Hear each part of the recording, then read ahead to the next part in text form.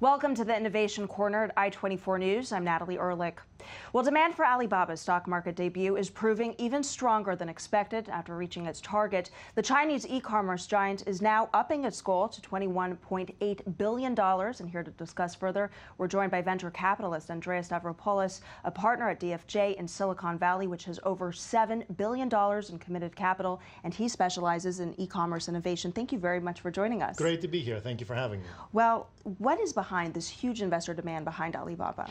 Well, it's a great story, first of all. China is poised to become the largest economy from a purchasing power parity perspective in a few years. And the story of a company that has its roots there, that takes over the world in a global way, global domination, is new and therefore very exciting. Well, what do you think is the next big thing in e-commerce? Is there still room in this market to grow? I think there is room. Every time as investors we think that a particular investment thesis has played itself out, we're always surprised by how many new things come up and upset the balance. So there's always room, I think, for things to change in the future. I see.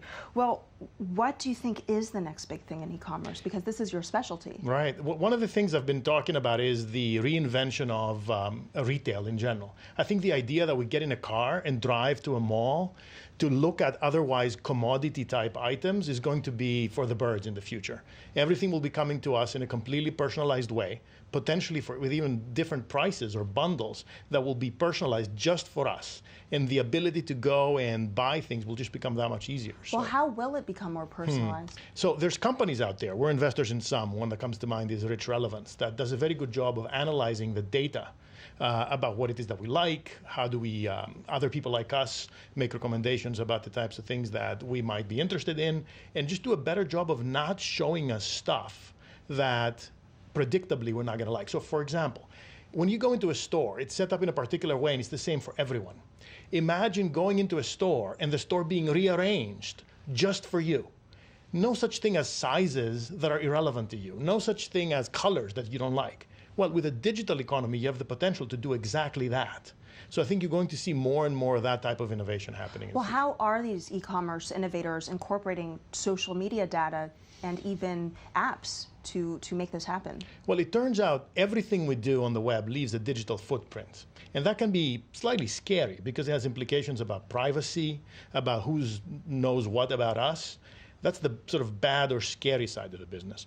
The good news is it can save us a lot of time. So depending on the different signals that companies put together, they can actually tell quite a bit about the types of things that we're likely to be interested in, and therefore not waste our time or theirs. So to sum it just all up here, what are you most excited about the e-commerce sector now? Personalization as a trend, I think we're still at the very beginning of it. I still get emails with products that I will then click through and they won't be available in my size. I'm amazed that this still happens today. It tells you that we still have quite a bit of ways to go where the true personalization of every offering comes down to the individual. So that's one big trend. The second one is with communication. The blending of communication and commerce, I think, will become tighter. And I think Alibaba, frankly, knows about that, which is why you see them investing in some communications companies, including one of ours called Tango, which has Israeli founders, by the way, interestingly. So this idea that we go to a different place to buy things and a different place to communicate, I think you're already seeing with some of the efforts that Facebook and others are making, it's starting to go away. We will be communicating and shopping seamlessly. I'm very excited about that. Thank you very much for your insight. Andreas Stavropoulos, a partner at DFJ, coming here straight to Israel from Silicon Valley. My pleasure. Thanks for having me.